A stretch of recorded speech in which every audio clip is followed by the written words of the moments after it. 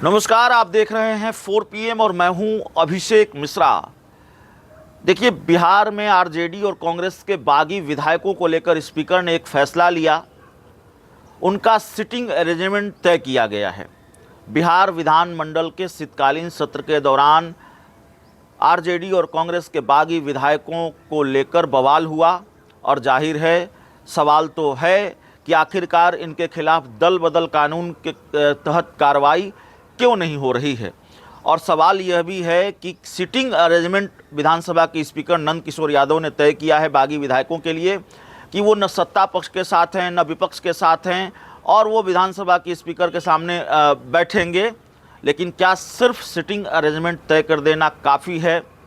ऐसे ही एक मामले में सुप्रीम कोर्ट का फैसला आया है। सुप्रीम कोर्ट की टिप्पणी है कि भाई इस मामले में ऐसे मामलों को लटकाना या इसमें देरी करना ठीक नहीं है। जो नियम है दल बदल कानून के तहत स्पीकर फैसला ले सकते हैं। एक तो आरजेडी ने शिकायत की है, तेजस्वी यादव ने दल बदल कानून के तहत विधायकों की सदस्यता समाप्त करने की शिकायत की है। अगर न भी की होती तो स्पीकर को ये अधिकार है कि स्वतः संज्ञान लेकर वो ऐसे विधायकों के खिलाफ कार्रवाई कर सकते हैं। मामला फ्लोर टेस्ट से जुड़ा हुआ है। आप जानते हैं फ्लोर टेस्ट के दौरान चेतन आनंद, नीलम देवी और प्रहलाद यादव, इन आरजेडी के इन 3 विधायकों ने सत्ता पक्ष का साथ दिया था और उसके बाद आरजेडी कांग्रेस के कई और विधायक सत्ता पक्ष के साथ चले गए। तो सवाल है कि कांग्रेस और आरजेडी के 2-4 विधायक अगर सत्ता पक्ष के साथ चले जाएंगे तो क्या उनकी सदस्यता नहीं समाप्त हो जाएगी? क्या उनकी सदस्यता नहीं समाप्त होनी चाहिए? क्या उन पर दल बदल कानून नहीं लागू होना चाहिए?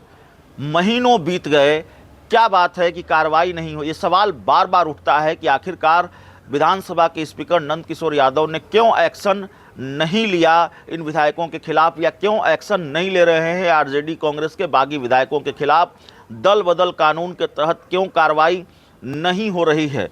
और सवाल यह है कि क्या इतना पर्याप्त है, ये काफ़ी है कि उनका सिटिंग अरेंजमेंट तय कर दिया जाए? बिहार में जो चीज़ें हुई हैं वो तो उसके बारे में तो आप कह सकते हैं कि it's happen only in Bihar. बहुत नायाब घटनाक्रम होते हैं बिहार में और बहुत नायाब घटनाक्रम हुए हैं बिहार में। कार्रवाई तो छोड़िए, दल बदल कानून के तहत बागी विधायकों पर कोई कार्रवाई नहीं हुई, ऊपर से उनको पुरस्कृत किया गया, उनको इनाम दिया गया, बगावत का राज्य मंत्री का दर्जा दे दिया गया। तो जाहिर तौर पर ये सवाल उठ रहे हैं कि आखिरकार क्यों कार्रवाई नहीं हो रही है? किस तरह का खेल हुआ था? नीतीश कुमार भारतीय जनता पार्टी के साथ चले गए थे, आरजेडी का साथ छोड़कर, इंडिया गठबंधन का साथ छोड़कर, और उनको विधानसभा में अपना बहुमत साबित करना था। किन मुश्किलों के साथ या किस तरह से पसीने छुड़ा दिए थे तेजस्वी यादव ने, लालू यादव ने बहुमत साबित करने में, यह भी बताने की ज़रूरत नहीं है।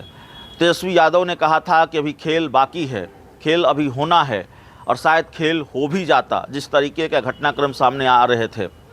जेडीयू की बैठकों से पार्टी के कई विधायक नदारत मिलते थे, जेडीयू की बैठक में शामिल नहीं होते थे। बीजेपी को बस से अपने विधायकों को बोध गया भेजना पड़ा था, तो विधायकों को बचाने के लिए बीजेपी को कार्रवाई करनी पड़ी थी।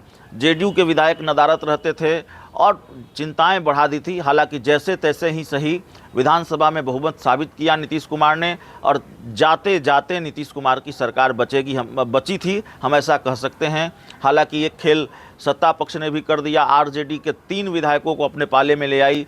प्रहलाद यादव, नीलम देवी और चेतन आनंद, तीनों ने सरकार बचाने में महत्वपूर्ण भूमिका निभाई, साथ दिया सत्ता पक्ष का, और लंबे वक्त तक वो जो उनका जो सिटिंग अरेंजमेंट था वो सत्ता पक्ष के साथ, विधायकों के साथ ही बैठते रहे।